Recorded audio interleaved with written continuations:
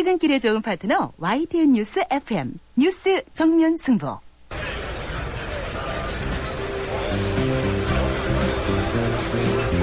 그들의 이야기가 아닌 우리, 진짜 우리들의 이야기를 들어봅니다. 시장에서 만난 오늘의 민심, 시장의 소리.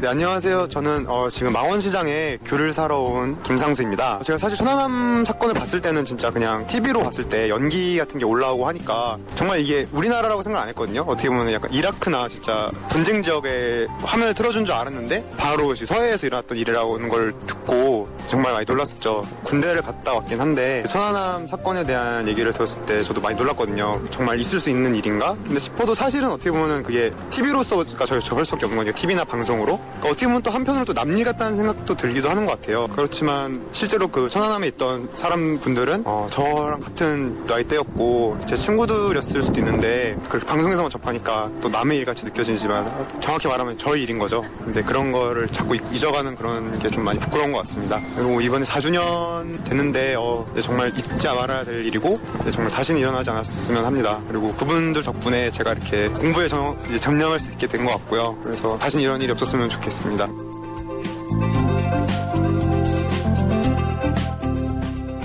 네, 94.5 YTN 뉴스 FM 강재훈의 뉴스 정면 승부 3부입니다. 매일 3부에서는 진짜 민심이 들리는 곳 시장에서 여러분들의 목소리를 듣고 있죠. 오늘 시장의 소리는 망원시장에 귤 사러 나오신 김상수 씨의 의견 들어보았습니다. 천안함 사건 사주기와 관련해서 안타깝고 다시는 이런 일이 일어나지 않도록 해야 하며 남 일이 아닌 우리의 일임을 잊지 말아야 한다는 말씀을 주셨습니다. 오늘 청취자 여러분께 드리는 yes or no 질문은 새정치민주연합의 새정치 가능할까요? 인데요. 여러분들이 의견을 보내주시고 계십니다. 5405님은 노라고 적으셨네요. 안 의원이 홀로 서기를 했어야 국민 지지를 받을 수 있었을 텐데 새정치가 물타로 끝나버렸네. 안타깝습니다. 8202님께서도 노라고 적으셨군요. 그 외에 여러분들이 이제 의견을 보내주시고 계시는데요. 여러분들의 의견을 기다립니다. 짧은 문자 50원, 긴 문자 100원의 유료 문자입니다. 우물정 0945번으로 의견 보내주시고요. YTN 라디오 어플리케이션 예스로 듣고 계시는 분들도 계실 텐데요. 예스 게시판에 글을 남기셔도 됩니다. 의견 주신 분들 중에서 추첨해서 소정의 선물을 준비하도록 하겠습니다. 3부 들어가겠습니다. 네, 피자헛입니다. 저기요, 고기 피자랑 새우 피자랑 뭐가 더 맛있어요? 둘 다 맛있습니다, 고객님. 그래도 뭐가 더 잘 나가요? 솔직하게. 둘 다 잘 나갑니다. 왜냐하면 더블 박스. 박스는 하나, 피자는 두 가지. 25,000원. 1588-5588 피자헛. 더블 박스 주세요. 코웨이에선 정수기 필터 교체하듯이 오염된 매트리스 상단을 새 걸로 교체할 수 있대요. 우와. 게다가 미세먼지부터 진먼지 진드기까지 7단계로 케어해준대요. 위생까지 책임져야 진짜 침대다. 코웨이 매트리스 케어 렌탈 1588-5100.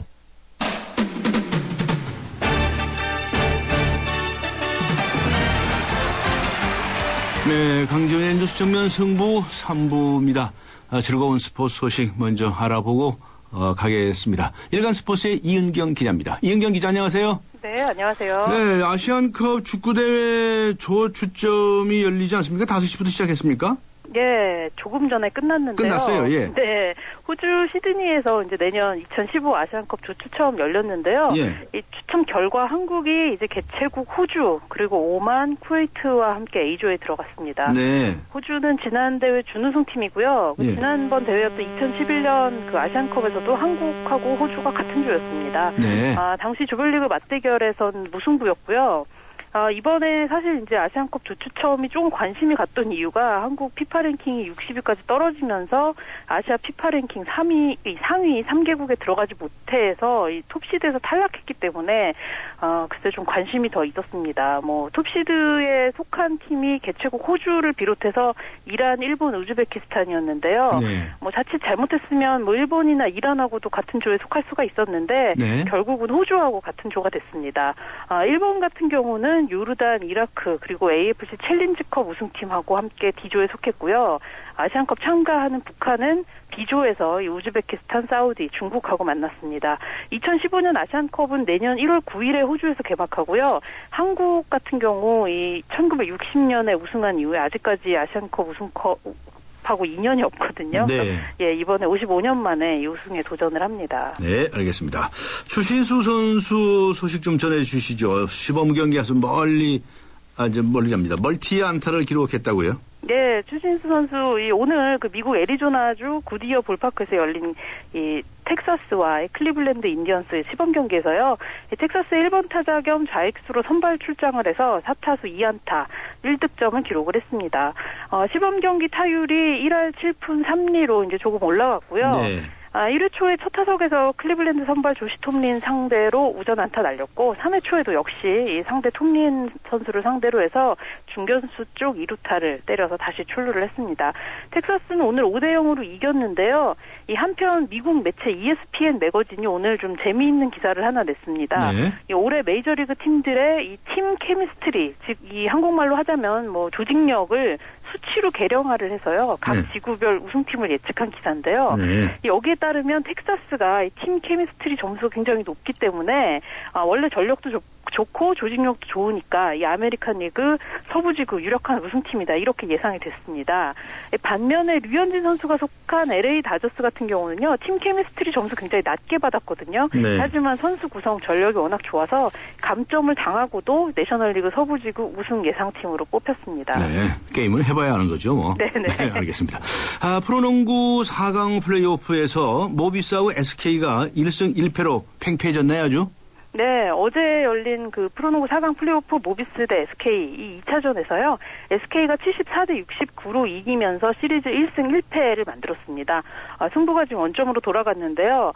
모비스와 SK 이번 시리즈에서 눈길이 가는 게요. 각 팀 베테랑 선수들 활약에 따라서 승패가 갈렸다는 점입니다. 어제 같은 경우 SK의 만 37살 가드 주희정 선수가요. 3점슛 5개를 터뜨리면서 해결사 역할을 했습니다. SK의 문경은 감독이 이 선수 현역 시절에 람보 슈터로 불렸던 그런 선수였는데 문 감독이 경기 끝나고 주희정 때문에 속이 다 시원했다 이렇게 말했을 정도였는데요. 1차전에서는 반대로 이 모비스의 33살 이 베테랑 가드 양동근 선수가 승리를 이끌었습니다. 주희정 선수 같은 경우에 이제 그동안 여러 팀을 거치면서 플레이오프 경기만 지금 50경기 정도 치른 선수고 양동근 선수 역시 모비스에서 뛰는 동안 한 시즌도 빠지지 않고 지금 6시즌째 플레이오프를 경험하는 선수입니다. 단기전에 둘 다 강한 선수라 어느 팀 베테랑 선수가 더 큰 역할을 할지가 이번 시리즈 변수가 될 것으로 보입니다. 예, 알겠습니다. 수고하셨습니다. 네, 감사합니다. 네, 감사합니다. 지금까지 일간스포츠의 이은경 기자였습니다. 지금 시각은 7시 15분을 가리키고 있습니다. 이 시각 교통 상황 어떤지 알아보죠. 박화영 캐스터입니다. 네, 사고 소식 들립니다. 조금 전에 난 사고인데요. 능동로입니다. 어린이 대공원역에서 건대 입구 쪽으로 가는 길 1차로에서 버스끼리 부딪혔는데요. 사고 지점 주의해서 지나셔야겠습니다. 도심에서는 종로구청에서 종로 2가까지, 종로 4가에서 신설동까지 외곽으로 밀리고요. 반대 세종대로 쪽으로는 신설동에서 동묘암역까지, 다시 종로 3가에서 1가까지 밀립니다.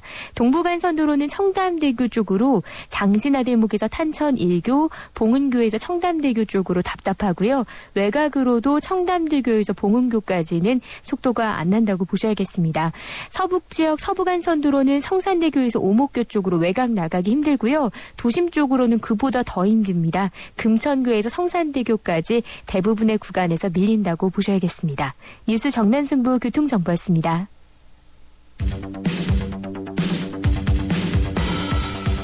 퇴근길을 함께하는 냉철하고 따뜻한 뉴스 정면 승부. 뉴스 정면 승부는 여러분의 참여를 기다립니다. 50원의 유료 문자 샵 0945와 YTN 라디오 스마트폰 어플리케이션 예스를 통해 여러분의 의견을 보내주세요. 뉴스 정면 승부는 여러분의 의견에 항상 귀 기울이고 있습니다.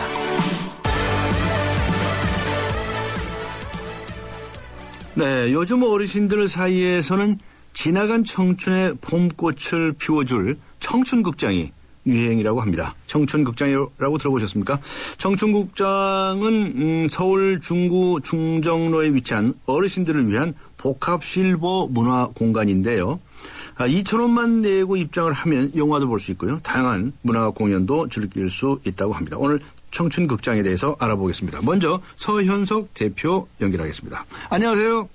예, 안녕하세요. 네, 청춘극장에 대해서 간단히 소개를 먼저 해주시면 감사하겠는데요. 어떻게 설명해 주시겠습니까? 네, 저희 청춘극장은 서울시에서 그 어르신들, 그 노인들을 위해서 2010년 10월부터 옛날 영화, 그다음에 어르신들한테 필요한 여러 가지 문화 활동을 제공하는 그런 공간으로 개관을 했습니다. 네. 그래서 현재 이제 5년 차가 됐네요. 네. 예. 반응이 어때요? 반응이 뭐 굉장히 좋으시죠? 네. 이런 데가 세계 어디 나라에도 없는 한국에만 있는 거다라는 그런 얘기를 하는 분들도 계시고요. 예. 보통 하루에 많이 오실 적에는 저희가 총 750석이거든요. 좌석이. 하루 이용하실 수 있는 게. 네. 그러니까 한 해에 250석이라 3번을 하니까. 네. 뭐 한 700명, 어떤 데는 풀로 매진될 경우도 있고요. 평균적으로 한 500명 정도가 이용하신다고 보시면 되겠습니다. 네. 그 시설은 굉장히 높은 거죠. 그렇군요. 네. 시설이 어떻습니까? 쾌적합니까? 그럼요. 문화일보이 그 소극장으로서는 굉장히 좋은 조건을 갖고 있습니다. 네. 그래서 이제 그 상영을 하거나 좌석이나 그 공기 정화라든지 냉난방, 뭐 화장실, 뭐 이런 모든 부분들이 다 좋은데 하나 흠을 잡는다면 소극장이라 이제 대기 공간이 작거든요. 예. 네네. 그래서 이제 어르신들이 오시면 그 넓으면은 좀 여러 가지 활동도 하실 수가 있는데, 장소가 작아서 어떤 그 한계를 좀 느끼는 게 좀 있습니다. 좀 좁아요. 네. 그래도 뭐 어르신들께서 오셔서 영화도 보시고 뭐 모여서 담소도 하시고 말이죠. 아주 즐거워하시는 모습을 보면 너무 기분 좋죠. 그럼요. 보람을 느끼시고요. 처음에는 이제 저는 이제 어머니, 아버님이 다 돌아가셨습니다. 네. 이제 부모님을 생각하고 이제 부모님 같처럼 대해주신다고 했는데, 저도 이제 올해 이제 60이 됐습니다. 그러세요? 네. 목소리가 굉장히 좋으신데. 네. 이게 고맙습니다. 네.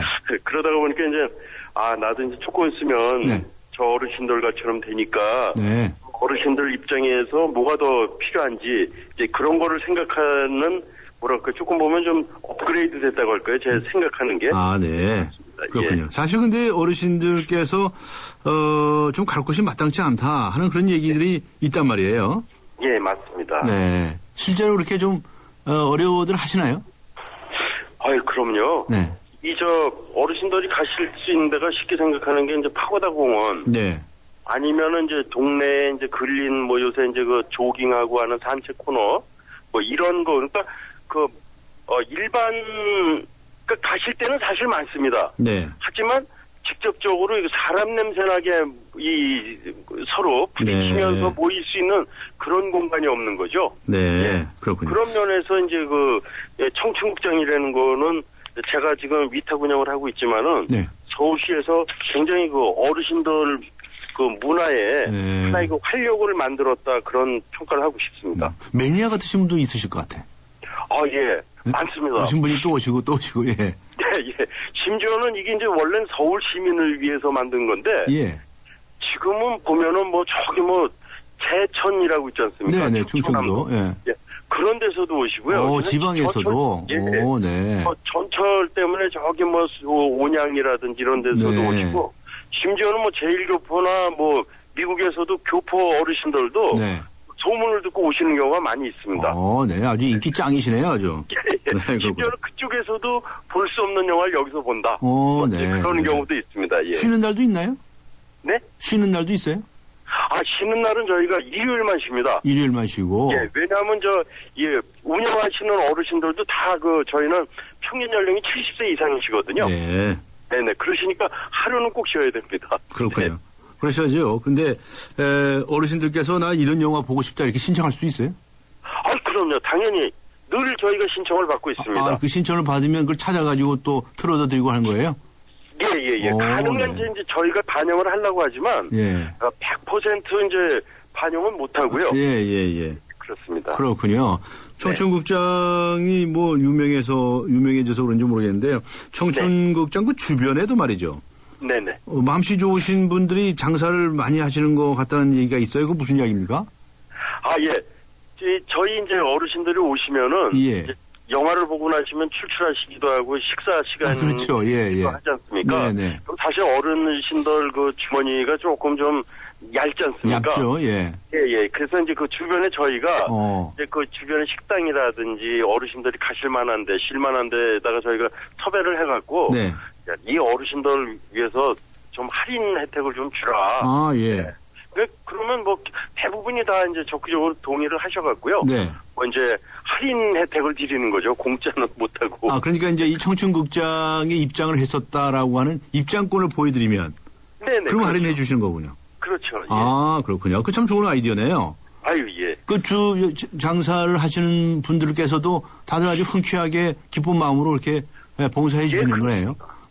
참 아름다운 이야기입니다. 따뜻한 이야기입니다. 네네. 자, 이제 막상 이 청춘극장을 위탁받아서 경영하다 보시니까 여러 가지 힘든 점도 있으셨을 텐데, 앞으로 이제 더 발전하기 위해서 많은 노력을 하시겠죠. 어떤 노력을 하실 생각이십니까? 저희가 일단은 저희가 이제 그 어르신들이 오셔서 즐길 수 있는 이제 영화, 그다음에 영화뿐만 아니라 이 노래를 또 좋아하시거든요. 그래서 이제 옛날 노래를 중심으로 한 이제 공연 이런 거에 이제 가능한 이제 좀 좋은 공연을 보여드리도록 더 노력을 하고 개발을 하는 거 하고 그다음에는 또 어르신들이 또 요새 돌아가는 문화, 젊은 애들 문화에 대한 관심도 많으시거든요.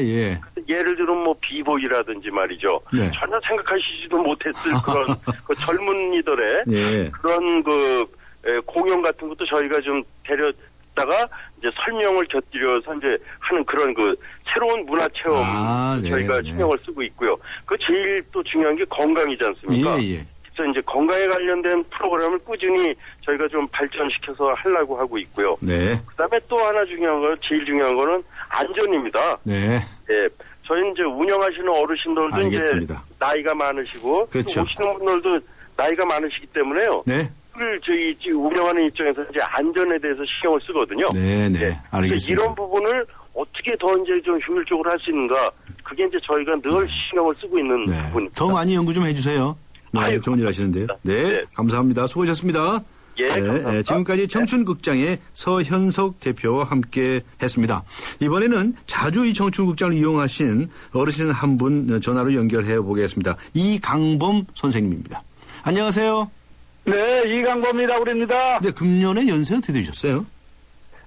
얼마 안 됐어요. 이제 77 됐어요. 77 되셨어요? 얼마 안 되셨네요. 한참입니다. 한참이시라고요? 알겠습니다. 아이고, 연로하신데, 근데 청춘극장에 자주 가신다면서 얼마나 자주 가시나요? 일주일에 2번은 틀림없이 갑니다. 한 번은 영화 보고, 한 번은 그 3회에 문화공연이 있어요. 주로 전통가요 같은 거. 그거 때문에 일주일에 한두 번은 틀림없이 가죠. 그렇군요. 그렇군요. 근데 여기 청춘극장에 가면은 뭐 기분이 좋으세요? 이 자주 찾으시는 뭐 이유가 있다면 어떻게 설명하시겠어요? 사실 뭐 나이는 별로 안 먹었지만은 이 하루를 보낸다는 게 그렇게 쉬운 일이 아니거든요. 그래서 여가 선용 차원에서도 좋죠. 그거 거기 가고 오는데 벌써 운동을 하지 않습니까? 그다음에 그 영화 내용이 참 좋은 거 간접 체험. 그거를 통해서 생각도 하고 배우는 것도 많죠. 그다음에 이제 그럼으로써 치매 같은 것도 안 걸리고 체력 향상을 하고 또 두뇌 운동도 하고 그래서 난 생활의 일부다 이렇게 생각합니다. 그렇군요. 연세가 77이신데도 나이 별로 안 먹었다고 계속 말씀을 하시는데 정말 목소리에서도 아주 건강하신 느낌이 듭니다. 왔다 갔다 하시는데 이제 운동도 되고 여가 전형도 되고 또 두뇌 운동도 되고 좋은 말씀들 많이 하셨는데 그 청춘극장에 가셔서 옛날 영화도 보시고 하시면 이게 젊었을 때가 그리워지거나 그런 적은 없으신가요?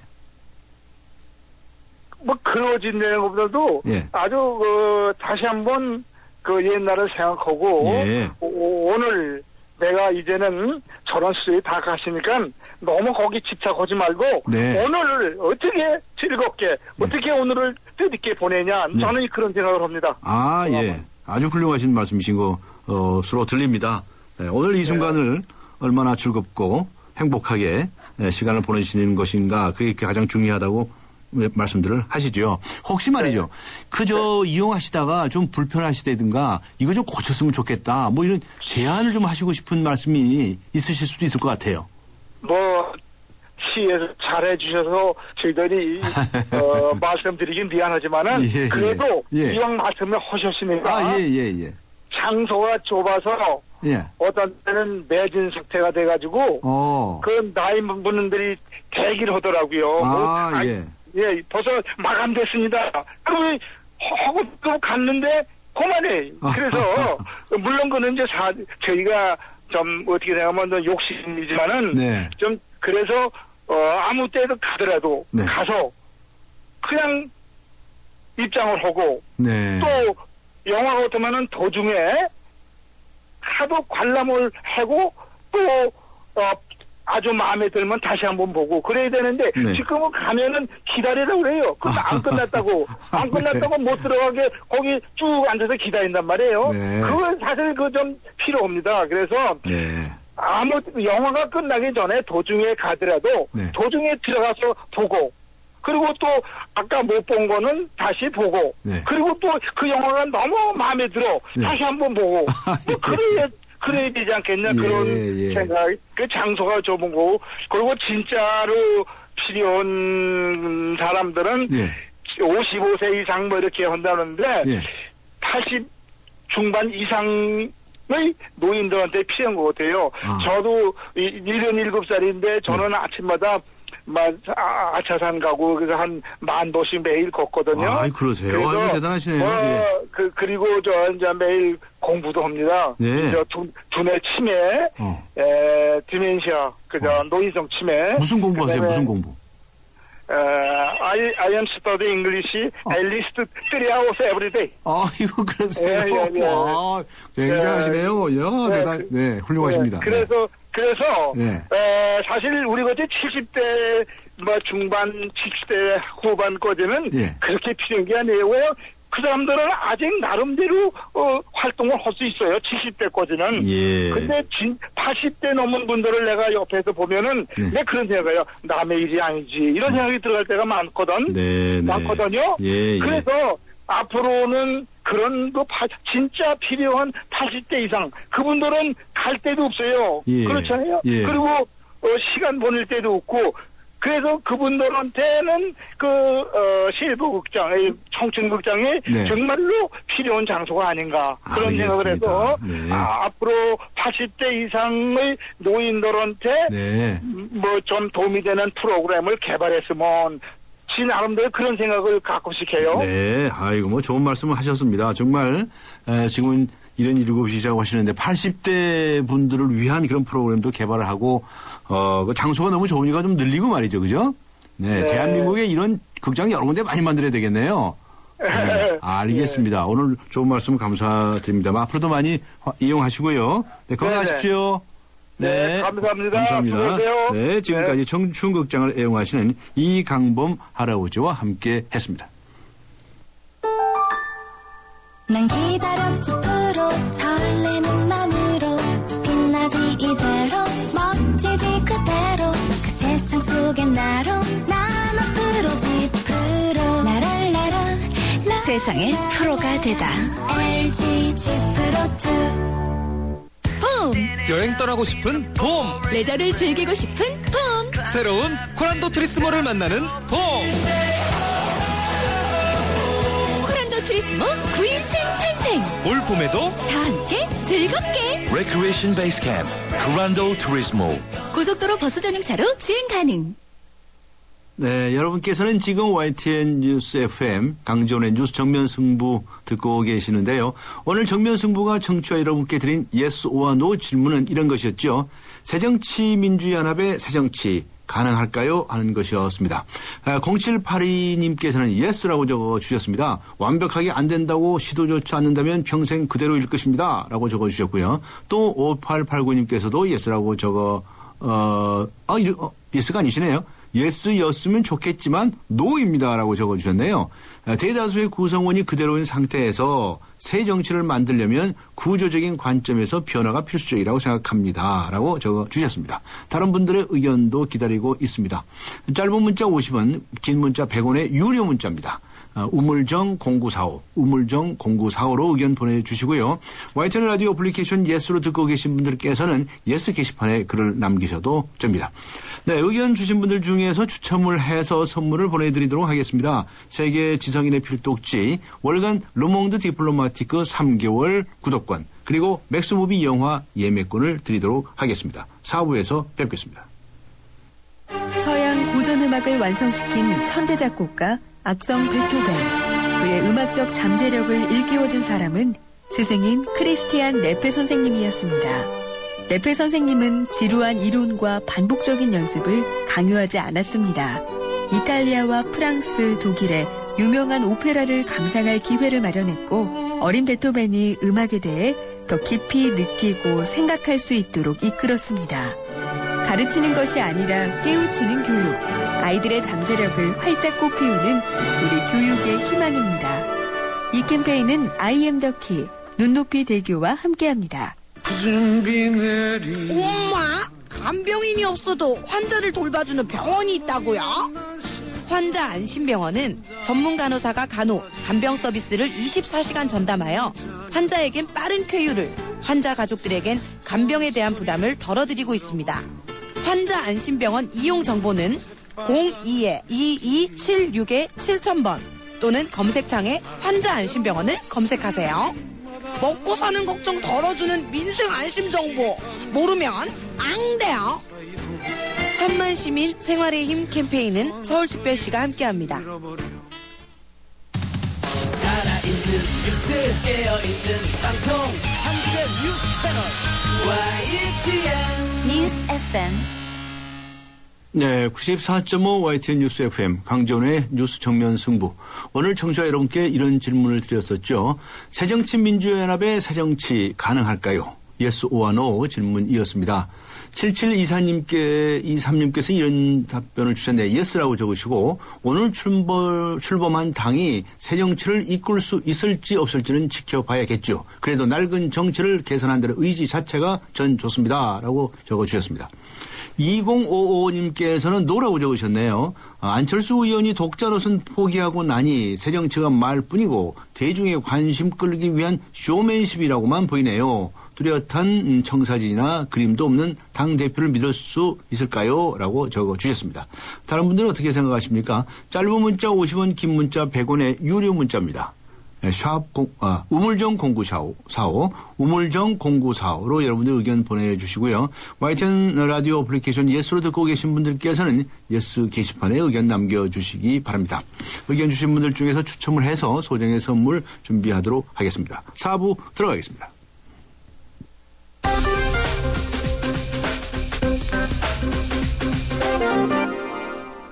네, 강재원의 뉴스 정면 승부 4부. 네, 경제 뉴스부터 알아보고 가겠습니다. 네, 머니투데이의 김태훈 기자 연결합니다. 김태훈 기자 안녕하세요. 네, 안녕하세요. 네, 지난해 우리 국민의 1인당 국민 소득이 처음으로 26,000달러가 넘어섰네요. 네, 한국은행이 발표한 지난해 우리나라 1인당 국민소득이 26,205달러, 우리 돈으로 2,800만 원 선을 넘어섰습니다. 네. 2012년보다 6%나 늘은 겁니다. 그동안 우리나라의 1인당 국민소득은 3년째 2만 달러 초반대에서 후적되면서 성장이 정체된 것 아니냐 이런 우려를 낳았었는데요. 지난해 갑자기 증가폭이 매우 늘었습니다. 네. 경제가 미약하게나마 회복되면서 소득이 증가한 측면도 있지만 통계의 마술 때문인 것으로 분석이 됩니다. 네. 국민소득을 계산하는 통계 기준이 달라졌기 때문인데요. 새 국제 기준에서 연구개발과 오락, 문학작품, 무기 등에 쓰이는 비용을 자산으로 처리하도록 하면서 우리나라의 그 기업과 정부의 소득 규모가 늘어나는 효과를 냈습니다. 하지만 가계에 미치는 영향은 좀 미미하기 때문에 국민들이 체감하는 소득 증가 효과는 좀 적을 것 같습니다. 네, 그렇군요. 기준이 바뀌었다고요? 네. 새 국제 기준에 의해서 계산한 것이다 이 말씀이시네요. 네. 자, 떡이라든가 예식장이라든가 화장품 이게 소매업 등이 말이죠. 중소기업 적합업종으로 신규 지정하는 방안이 추진 중이라면서요.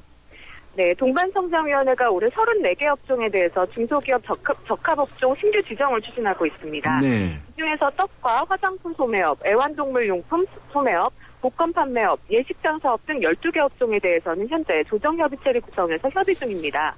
이렇게 되면 떡을 생산하는 CJ제일제당과 신세계푸드, 오뚜기, 또 화장품 소매업을 하는 아모레퍼시피카, LG생활건강, 애완동물 소매업을 하는 이마트와 홈플러스 등의 대기업들이 직격탄을 맞게 됩니다. 네. 또 예식장 사업을 하는 하나와 CJ도 부정적인 영향을 받을 전망입니다.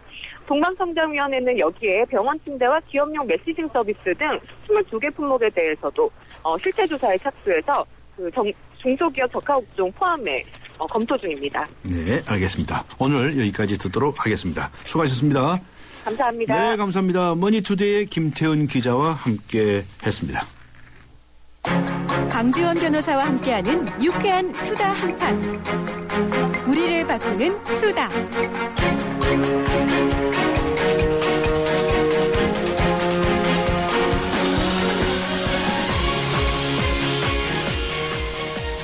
네, 우리를 바꾸는 수다. 오늘은 경제 수다를 함께하는 시간입니다. 대한금융경제연구소의 김동완 소장 나오셨습니다. 안녕하세요. 예, 안녕하세요. 네, 우리를 바꾸는 수다. 세상을 바꾸는 수다.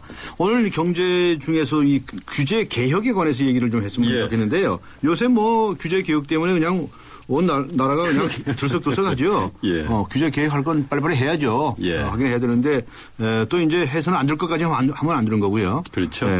지금 규제 개혁이 아주 이슈가 되어 있는데 이 어젠다에 관해서 어떻게 평가를 하십니까? 규제 개혁이라는 게 사실은 규제를 좀 줄이자는 거잖아요. 네. 공무원들, 관료들 말고 반대할 사람 별로 없을 것 같아요. 네. 그런데 이제 문제는 이게 이 규제 개혁, 규제 철폐 이런 이슈라는 게 이 정권 출범 때마다 나왔던 거죠. 예를 들면 DJ 때도 규제 개혁위원회 처음 만들었었고요. 네. 노무현 대통령 때도 규제 개혁 기획단이라는 걸 만들었었죠. 또 MB 정부 때는 이름은 좀 다릅니다만은 국가경쟁력 강화위원회에서 규제개혁 같은 것들을 다뤘었는데 결과를 보면은 별로 효과도 별로 없었고 오히려 규제는 늘었다 이런 거니까. 제 기억으로는 그때 김대중 정부 시작할 때 처음 규제개혁. 그렇죠. 규제개혁위원회도 만들었죠. 김대중인데 김영삼. 그랬나요? 그때부터 시작했던 것 같아요. 그런데 그 후에 개혁한다고 해서 줄인다고 가끔 보도가 있었는데 나중에 알고 보니까 더 늘었다는 거죠. 그렇죠. 그런데 또 하나는 이제 박근혜 대통령이 워낙 강한 어조로 얘기를 했잖아요. 암덩어리다, 왼수다 이런 용어를 쓰셨는데 사실 그게 굉장히 절박함을 나타내는 용어니까 그럴 수 있는데 이 규제 축소, 규제 철폐 자체가 모든 경제 이슈를 덮는 만병통치약 정도로 취급받는 거는 좀 문제다 이런 생각도 들어요. 여러 가지 경제 이슈를 사안마다 이렇게 진단하고 처방을 해야 되는데 요즘 돌아가는 거 보면 이 규제 개혁이란 한 단어로 다 묻어버리는 그런 경향성도 있는데 그런 건 좀 문제다 이런 지적을 좀 하고 싶네요. 네, 그거 어떻게 했으면 좋겠다는 말씀이신가요? 그러니까 무조건 규제 개혁이라고만 하기보다 또 더 적절한 무슨 방법이 있을까요? 글쎄요, 이제 규제 개혁이라는 것도 그 변호사님도 말씀하셨지만 이 규제라는 게 꼭 필요한 규제들이 우리가 살아가는 데 있잖아요. 규제라는 게 사실 어떻게 보면 근원적으로는 공정한 경쟁을 만드는 룰을 만드는 건데 룰이라고 할 수 있는데 이 룰이라는 게 꼭 필요한 거를 없애놓으면 사실 경기의 판세라는 게 지금 현재 리더하고 있는 사람, 힘이 있고 능력이 있고 돈이 있고 또 권력이 있는 사람들이 이기게끔 되어 있는 거거든요. 그런 기득권자에게 유리하다 이런 말씀이신가요? 그렇죠. 그런 것들을 좀 막아보고 공정한 게임의 룰을 만들자고 하는 게 규제를 만드는 취지거든요. 그래서 선한 규제 이런 것들은 더 강화하고 그래서 규제 철폐로 가지 말고요. 단어 그대로의 의미는 규제 개혁 그러니까 나쁜 규제를 좋은 규제로 바꾸는 쪽으로 가야 되나 이런 생각이 듭니다. 그날 이 대통령의 이 생중계가 있지 않았습니까? 그때도 얘기가 나왔지만 규제의 합리화다 이런 용어가 나왔었어요. 그런 합리화한다는 건 당연히 올 말이죠. 그런 말씀이고요. 근데 이제 그게 하부 공무원들 그러니까 실무를 하는 공무원들까지 그게 그 의지가 전파가 될까? 지금 진행되는 거 보면 각 부처별로 뭐 몇십 개씩 몇백 개씩 줄이자, 기한 주고 줄이자 이렇게 나가고 숫자로 해가지고 될까요, 그게? 그건 정말 아닌 것 같아요. 숫자로 뭐 몇 개 줄여, 몇 퍼센트 줄여라 이렇게 될 수 있는 건 아니죠. 당연히 하나하나 따져봐야 되겠죠. 그럼요. 네. 또 만들 건 더 만들기도 해야 되겠죠. 네. 이번에 그 푸드 트럭이라는 게 아주 크게 이슈가 됐어요. 이게 무슨 이야기입니까? 글쎄 이게 이제 그 트럭에다가 이제 음식 파는 것들이 이제 그 법으로 규제를 하니까 이 서민들이 전월세 보증금 같은 거 낼 분들, 권리금 낼 수 없는 분들이 자영업을 못 한다. 그래서 이런 거 좀 허용해 주자 이런 거 아니었어요? 9년 동안 끌고 왔는데 대통령 발언 이후에 닷새 만에 오늘 뉴스를 보니까 이게 해결이 됐다 그러는데 사실 이런 거 푸드트럭 자체를 허용해 주는 거를 문제 제기를 삼는 게 아니라 이런 절차적인 거는 좀 문제다 이런 생각이 들어요. 예를 들면 예전에 택시 같은 것들 보면요. 택시 잡기 힘들다라는 민원들이 굉장히 많았고 또 이 서민들 중에 택시 운전이라도 좀 해서 생계를 좀 책임져야 되겠다 이런 분들이 많으니까 정부나 지자체에서 택시 면허 굉장히 많이 내줬거든요. 그게 어떤 결과를 냈냐면 지금 방송 들으시는 택시 하시는 분들도 그런 생각 하시겠습니다만 하루 종일 열심히 택시 달려야 산업금 내기도 힘들게끔 과잉이 됐거든요. 네, 지금 굉장히 힘들어요. 택시 기사님들. 네. 그래서 이 푸드 트럭 같은 것도요. 이런 당장에 어떤 현안이 있다고 해서 이걸 그냥 빨리 허용해 준다. 그러면 돈 없는 분들이 이 푸드 트럭이라도 하고자 해서 다 푸드 트럭을 한다. 이렇게 되면 이분들이 먹고 살 수 있냐 이거죠. 또 푸드 트럭을 예를 들면서 지금 장사가 안 돼서 그 보증금 까먹고 있고 월세 내기도 힘든 골목 상권 음식점 하는 분들 앞에서 푸드트럭 한다고 생각해 보십시오. 또 선의의 피해자가 생기는 거고 위생의 문제 이런 것들 많거든요. 그래서 이 규제를 풀어주고 규제를 완화해 주는 거는 찬성이지만 규제를 풀었을 때 막상 그 규제 혜택을 볼 만한 사람들이 그 장기적으로 정말 경제적인 실익이 있는가에 대한 면밀한 검토도 동시에 좀 해야 되겠다 그런 생각이 좀 듭니다. 푸드 트럭을 하려면 그 트럭을 개조해야 되지 않습니까? 네. 그 개조를 아무나 한 분도 못 한대요. 그렇죠. 네, 그래가지고 이제 뜯고 뭐 이 무슨 주방이라고 할까요? 뭐 이렇게 이런 설비 같은 것들을 이제 추가로 해야 되고 하는. 그리고 저는 또 한 가지 말씀드리고 싶은데 여기도 이제 뭐 그 YTN도 언론입니다만은 그 우리나라 신문들이나 방송에서 이 규제 개혁에 대한 보도들을 하면서 헤드라인을 다 푸드 트럭 또 뭐 그 무슨 그 코트라고 그러죠? 천송이 코트인가요? 뭐 액티브 X 뭐 이런 거 한두 가지 줄이면 푸드트럭 그 허용하면 서민 경제 그냥 살아나고 액티브 X 같은 거 없애주면은 우리나라 온라인 산업이 그냥 다 살아나는 것처럼 이렇게 얘기하는 거 이것도 좀 이번 기회에 좀 지적해보고 싶네요. 왜냐하면 본질적인 문제들에 대해서 이 규제 개혁 또 규제 철폐라는 게 경제적으로 어떤 의미가 있고 향후에 어떤 그 파장을 갖고 오는지에 대해서 좀 면밀히 좀 검토를 해서 얘기하는 그런 것들이 좀 필요하지 않나 그런 생각이 좀 듭니다. 네. 아무튼 이제 규제 개혁을 해야 한다라고 하는 데에서는 동의하시면서도 여러 합리적인 그런 대처가 필요하다라는 말씀이시죠. 지금 이 규제 개혁이라는 이슈가 부각되는 이유는 우리 이 경제 활성화하고 관련이 있는 것 같아요. 그렇죠. 네, 경제가 아주 침체되어 있고 힘든데 그 돌파하는 방법 중에 가장 중요한 것 중에 하나가 규제를 철폐함으로써 좀 활성화시켜보자 이런 거 아니었을까요? 그렇죠. 근데 이제 규제 개혁이 바로 경제 회복과 그 직접적인 함수 관계를 갖고 있느냐 이건 좀 생각해 봐야 됩니다. 규제 개혁이라는 게 사실 미시적 대응이죠. 어떻게 보면 영어를 써서 그렇습니다만은 탑다운 방법이 아니고 바텀업으로 하는 거거든요.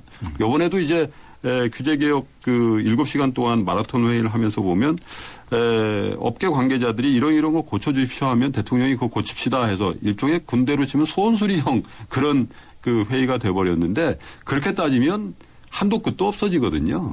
그리고 이제 어떻게 보면 경제를 살리는 거는 경제 운영의 어떤 틀을 좀 바꿔나가면서 큰 방향을 바꾸는 게 먼저인데 이런 규제 개혁이라는 건 어떻게 보면 항시해야 되는 상수죠. 그리고 이제 제가 볼 때는 지금까지 이 경제 성장이 좀 정체가 되고 이런 것들의 가장 큰 이유는 정부가 규제 장벽을 굉장히 많이 싸서 그렇다기보다는 규제를 풀어줬는데 특별한 특별히 지금 문제되고 있는 기업들, 대기업들에 대한 규제를 일방적으로 너무 많이 풀었기 때문에 그쪽으로 소득, 부가 편중됐기 때문에 서민들이라든지 중소기업 이런 쪽에서 이제 소비할 능력이 없어졌다. 이런 것들 때문에 경제가 더 어려워졌다. 이런 분석도 가능하죠. 이번 규제 개혁 회의에서 나온 이야기 중에 이런 게 있었어요. 셧다운제라고 있습니다. 아, 게임이요? 그러니까 이 게임을 16세 미만의 청소년들은 밤 12시부터 새벽 6시까지 못하게 하는 그런 규제가 있거든요. 이걸 가지고 게임 업계하고 또는 교육이나 이제 청소년 운동 하시는 분들하고 엄청난 대립이 있었어요. 그리고 정부 부처 간에도 대립이 있었어요. 그렇죠. 문화체육관광부하고 여성가족부가 치열하게 싸웠었어요. 저도 봤습니다. 아시는군요. 그래가지고 이제 타협을 해서 16세 미만으로 이렇게 나이를 제한을 하고 그 시간도 제한을 했는데 이걸 딱 그 게임 업체에서 나온 분이 얘기를 했어요. 그러니까 여성가족부 장관이 이걸 당장에 폐지하겠다는 말은 못하고 우물우물 했어요. 그러니까 이 문화체육부 장관이 그 폐지하시겠다는 얘기 아닙니까? 라고 해서 치고 나갔는데 이건 아직 결론이 안 났어요. 제가 이 말씀을 드리는 이유는 규제에 관해서는 이해관계라든가 철학의 차이, 가치의 차이를 가진 분들이 많이 있습니다. 따라서 무조건 저 같은 경우는 진짜 아시겠지만 청소년 문제를 연구해온 사람이니까 당연히 셧다운제도를 더 확대하자는 입장이죠. 규제를 더 강화하자는 입장 아니겠습니까?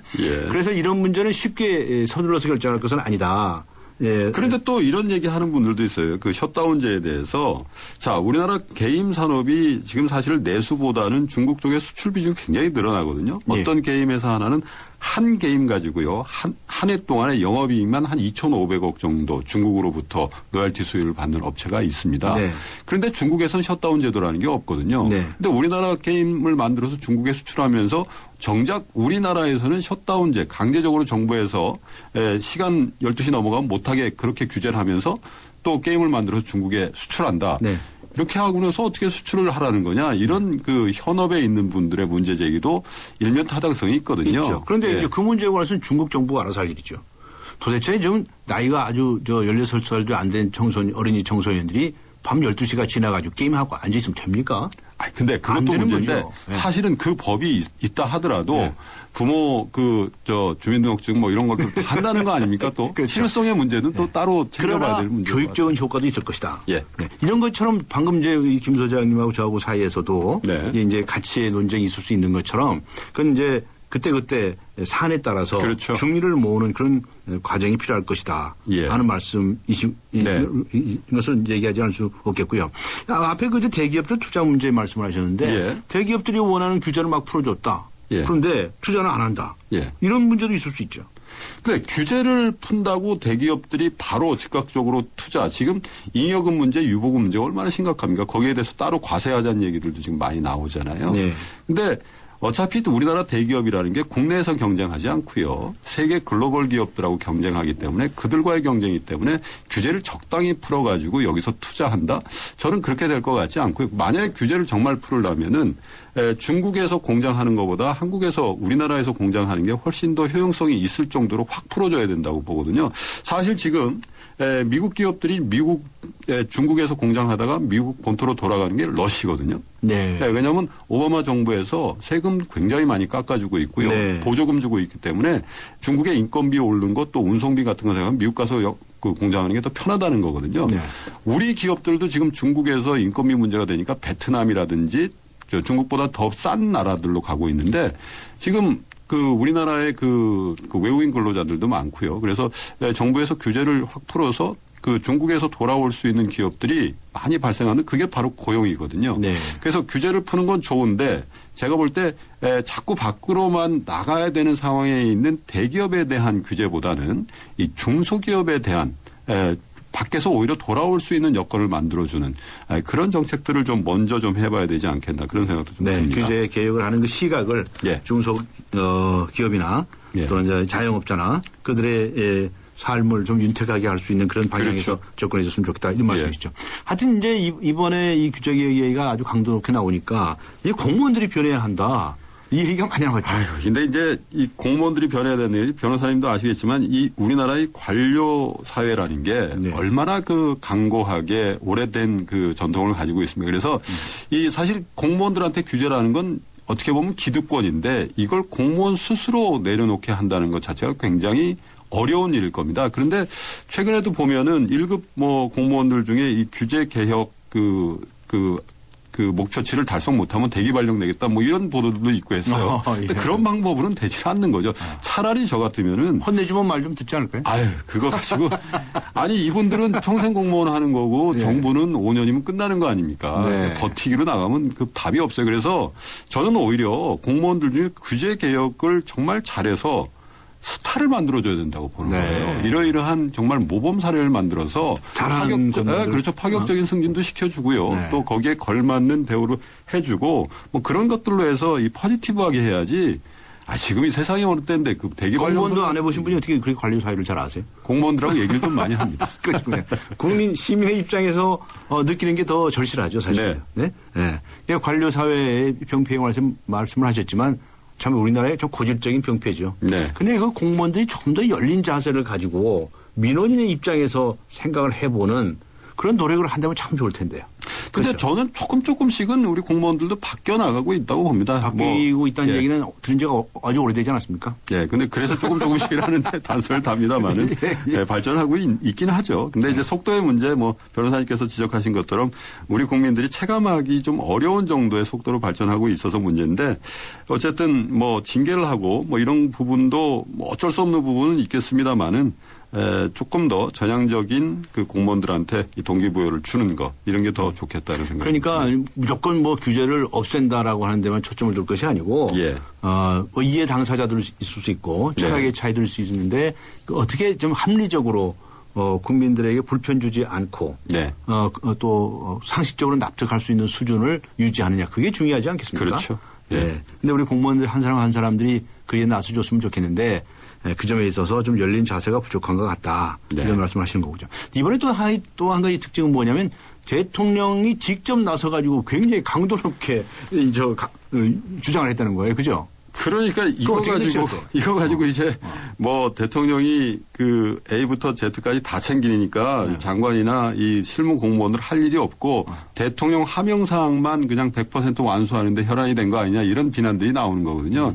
근데 사실은 어떻게 보면 이거는 박근혜 대통령의 문제라기보다는 우리나라 대통령제의 문제인 것 같아요. 우리나라처럼 이 대통령 중심제가 워낙에 이제 모든 권력이 대통령한테 집중되어 있는 체제에서 그냥 그 한 2년 정도 하면 많이 하는 장관한테 맡기고 또 평생 그 자리에 있어야 되는 실무 공무원들한테 이 규제 개혁이라든지 이제 특별한 사안에 대해서 맡겨놓을 수 있겠냐 이런 정치적인 상황 판단을 하신 것 같은데 오죽하면 대통령이 나서야 되겠냐. 그런 측면에서는 전 대통령을 좀 이해하는 측면이 있다고 봅니다. 그렇지만 이제 일일이 시시콜콜 대통령이 다 나서야 움직인다면 이것도 말이 안 되는 거예요. 그러니까 그래서 이제 7시간에 걸친 회의로 충분한 것 같고요. 이제부터는 공무원한테 좀 맡기고 안 되는 사안에 대해서만 조금 사후 점검을 좀 정확하게 해나가는 게 대통령이 해야 될 일이 아닌가. 그런 의미에서 공무원들의 변화를 기대를 해야 되겠죠. 오늘 말씀 감사합니다. 여기까지 듣도록 하겠습니다. 우리를 바꾸는 수다. 오늘 경제수다. 대한금융경제연구소의 김동환 소장과 함께 했습니다.